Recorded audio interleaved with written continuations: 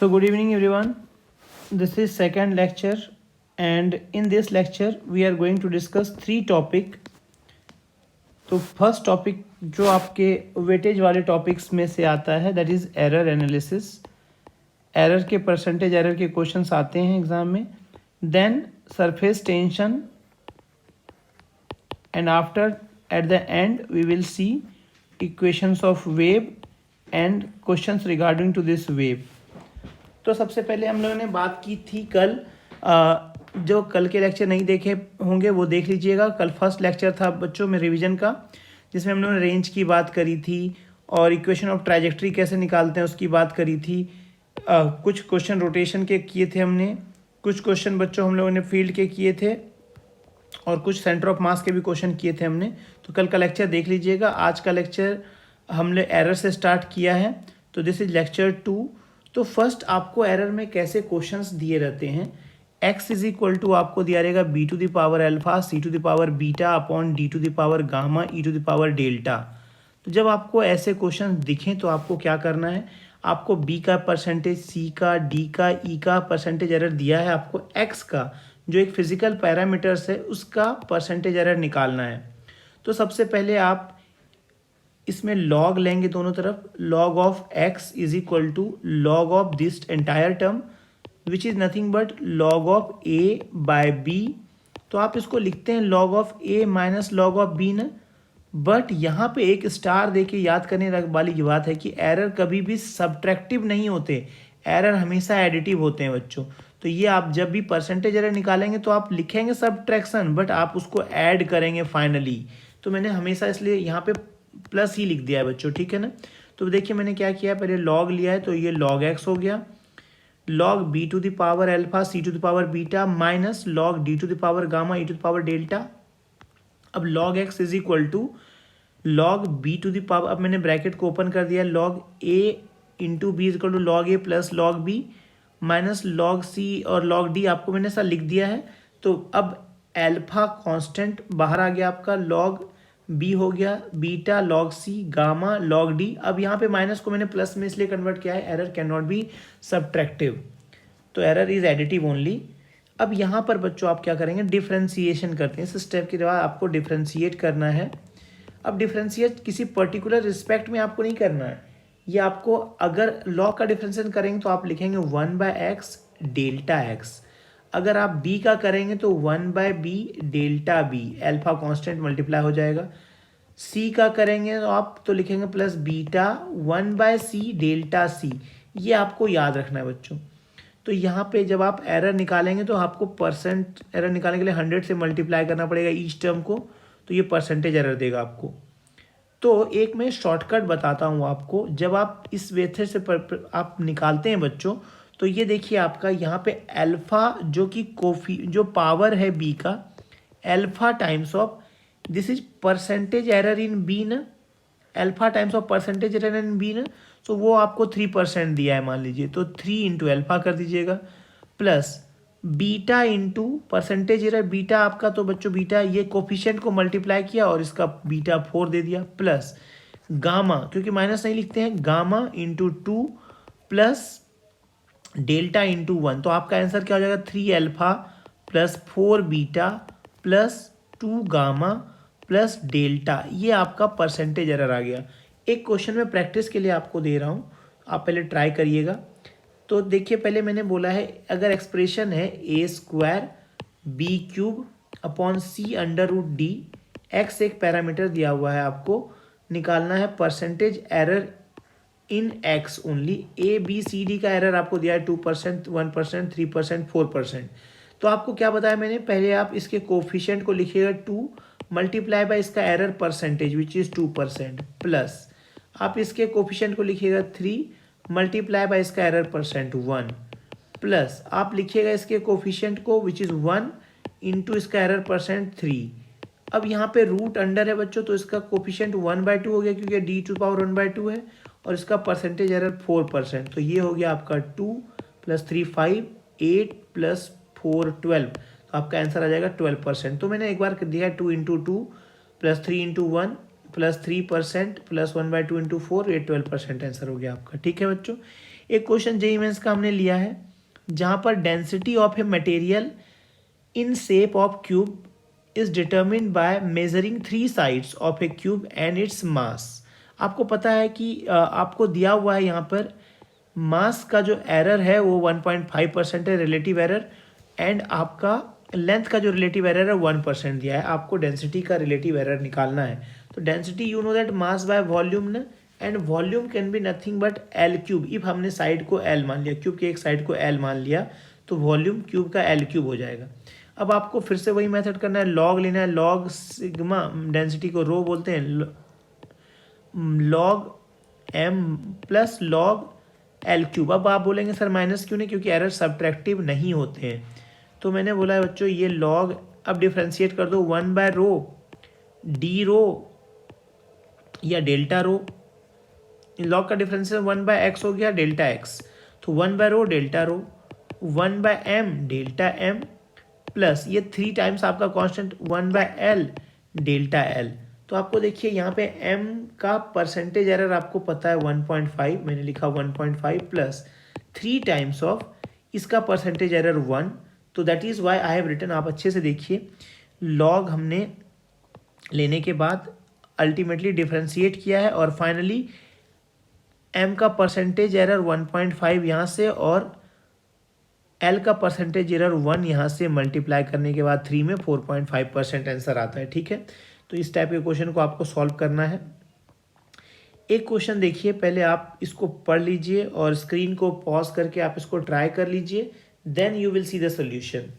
The current voltage relation of a diode, आपको याद रखना है ये रिलेशन बच्चों सेमीकंडक्टर डायोड जो चैप्टर हमने डिस्कस किया था, current is equal to I naught e to the power V D upon eta V T minus 1, इस टाइप का फॉर्मेट में इक्वेशन आता है आपका डायोड का। ये इक्वेशन भी पूछे जा सकते हैं बच्चों आपसे, तो इस इक्वेशन में आपको टर्म्स जो है मैं आपको बता दे रहा हूँ कि I is equal to e to the power 1000 V/t minus 1 इन मिली एम्पियर है। तो आपको परसेंटेज एरर इन करंट निकालना है, जबकि 5 मिली एम्पियर आपको दिया हुआ है, करंट को मेजर कर रहे हैं आप, 300 केल्विन टेम्परेचर है, और डेल्टा वी जो आपकी है वो दी है 0.01। तो जब आप इसको सॉल्व करेंगे बच्चों तो आप देखेंगे, सबसे पहले मैंने क्या किया है, इस -1 को लेफ्ट साइड ले गए तो i + 1 हो जाएगा ये, और e to the power 1000 V/t आप दोनों तरफ लॉग ले लेते हैं।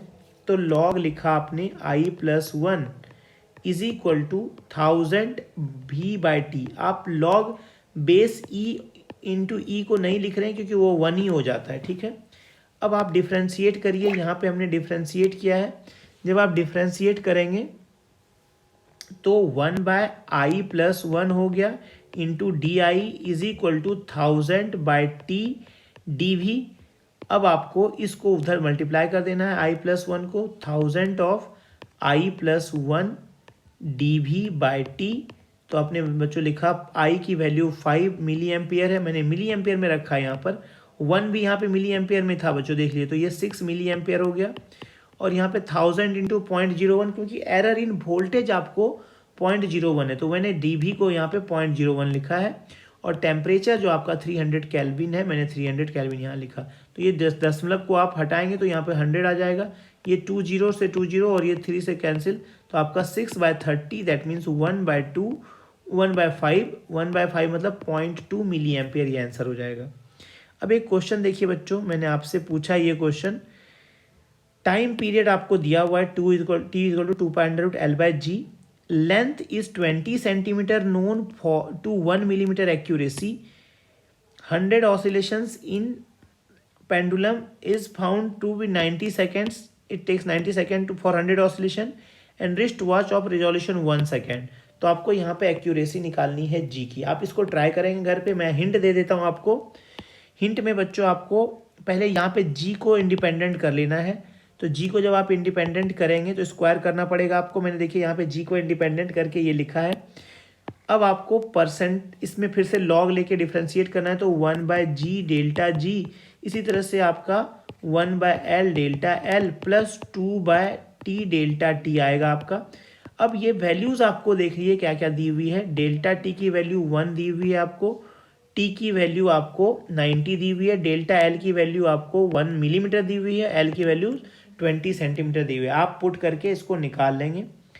अब एक्सेस प्रेशर की बात करें बच्चों, तो excess pressure inside the soap bubble जो होता है बच्चों, वो 4T/R होता है। एक्सेस प्रेशर का रीज़न क्या होता है आपको पता है कि सरफेस लिक्विड के जो होते हैं बच्चों वो परमानेंटली टेंशन में होते हैं। अब ये टेंशन में क्यों होते हैं? मान लीजिए मैंने लिक्विड के ये मॉलिक्यूल्स की बात करी जो इनसाइड है, तो ये आपके चारों तरफ लिक्विड के मॉलिक्यूल से घिरा होता है बच्चों, तो इस पर फोर्सेस ये सब मॉलिक्यूल्स इसको अपनी तरफ अट्रैक्ट करते हैं। तो देखिए ये सारे एक दूसरे को बैलेंस आउट कर देते हैं, तो आपका नेट फोर्स जो है ये आपको कुछ एक्सपीरियंस नहीं करता है। लेकिन अगर मैं सरफेस के मॉलिक्यूल की बात करूँ, सरफेस का जो मॉलिक्यूल होगा उसको ये वाले मॉलिक्यूल्स तो इस तरफ खींच सकते हैं, लेकिन सिंस इसके इधर कोई मॉलिक्यूल्स नहीं है तो इसको बैलेंस करने के लिए कोई फोर्स नहीं है, मतलब ये वाला कोई फोर्स नहीं है बैलेंस करने के लिए।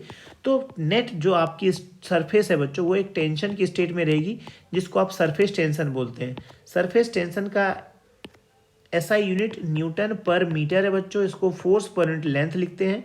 डायमेंशन M t-2 है, क्योंकि आपको पता है फोर्स का डायमेंशन ML-t-2 होता है और लेंथ L से L कट गया तो MT-2 डायमेंशन होता है।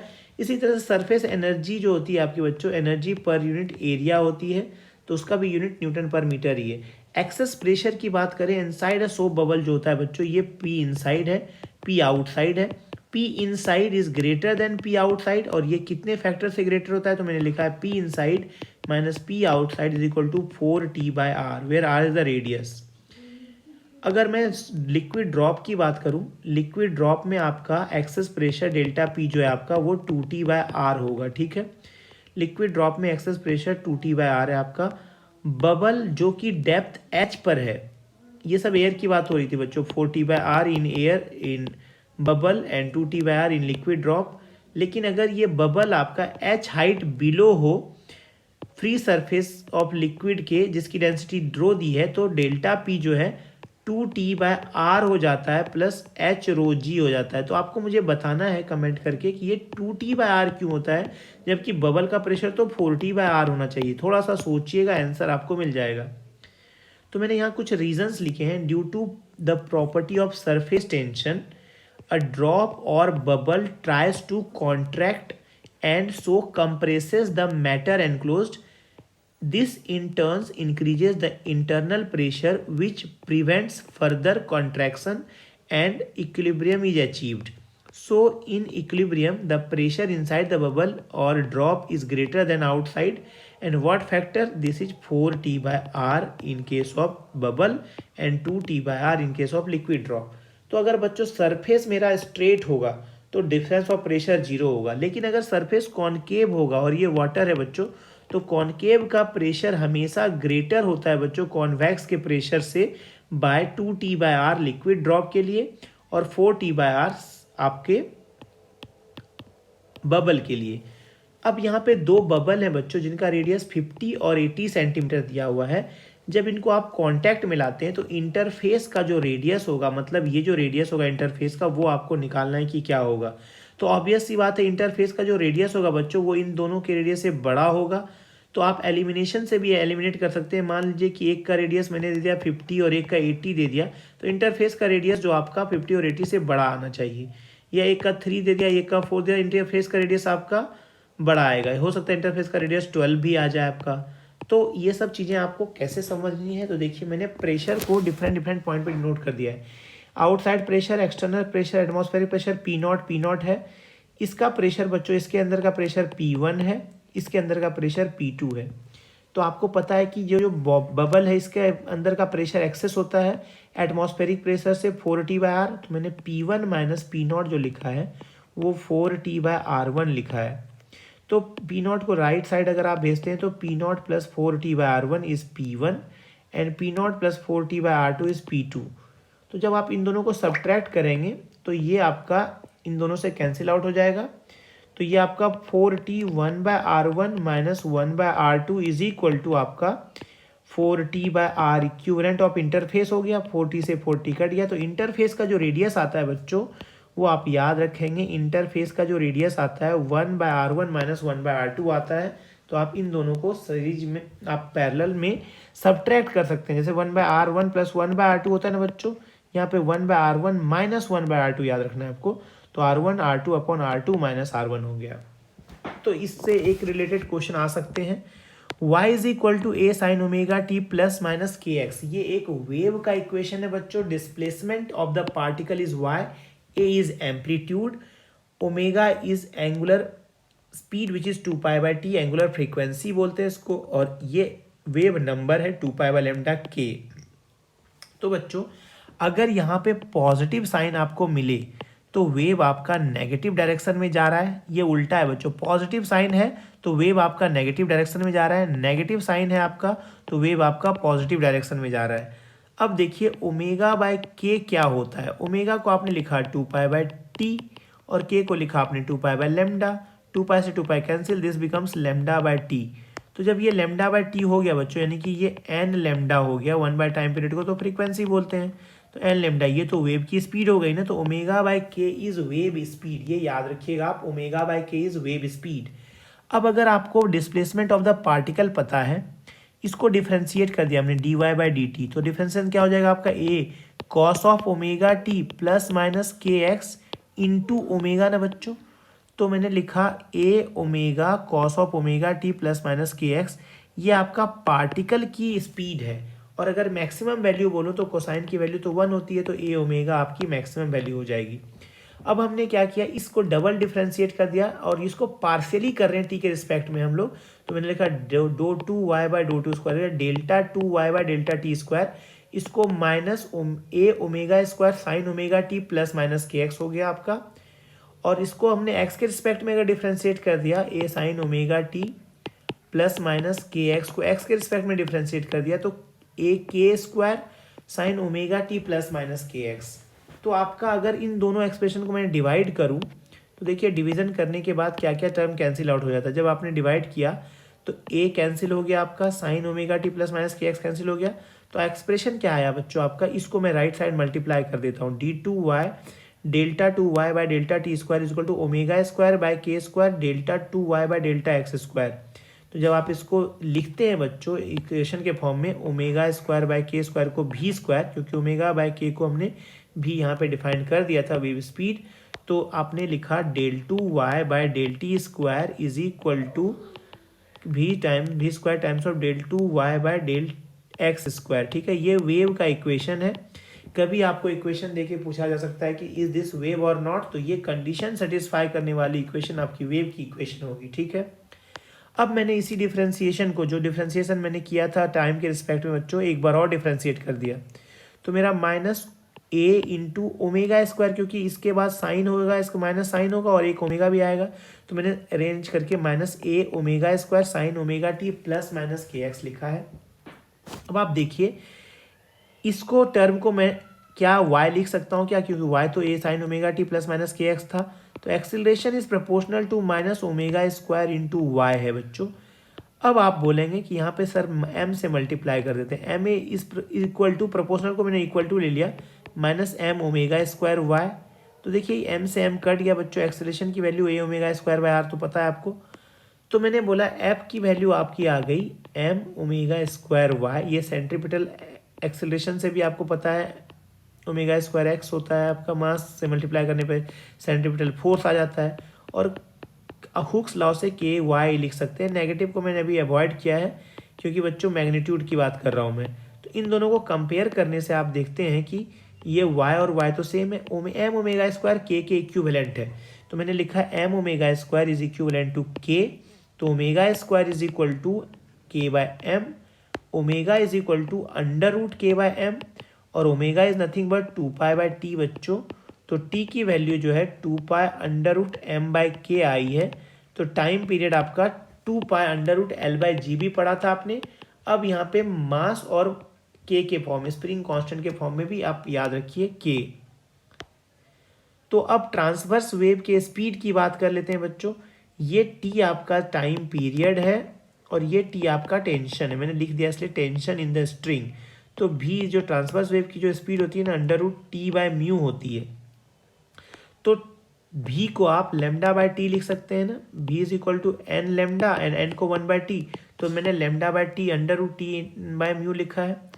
तो ये आपका 1 time period is equal to 1 lambda under root T by mu हो गया ना।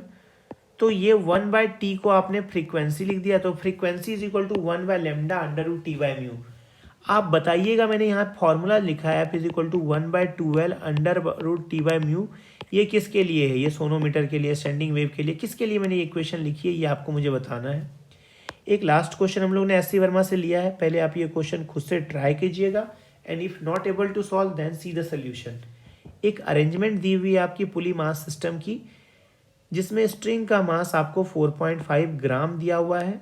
How much time it will take the transverse wave to, if यदि आपने यहाँ पे डिस्टर्बेंस क्रिएट किया है एक फ्लोर पर, तो ये आपका पुली तक रीच करने में, मतलब 2 मीटर जाने में कितना टाइम लगेगा, आपको ये निकालना है बच्चों।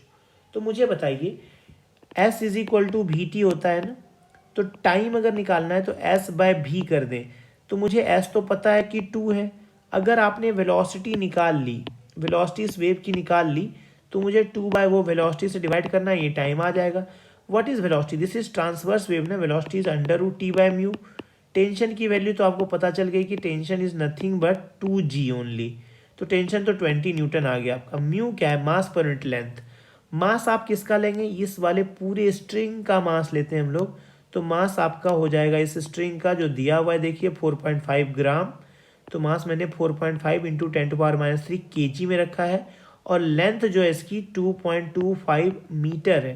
तो जब मैंने आपको सॉल्व किया, सिंप्लीफाई किया, तो ये आपकी म्यू की वैल्यू आ गई 2 इंटू 10⁻³ अब मैंने वैल्यू पुट करी 10 v की under root T by mu, T तो 20 है आपका इससे, और म्यू की वैल्यू मेरा 2 इंटू 10⁻³ है, 100 मीटर पर सेकेंड v की वैल्यू आई।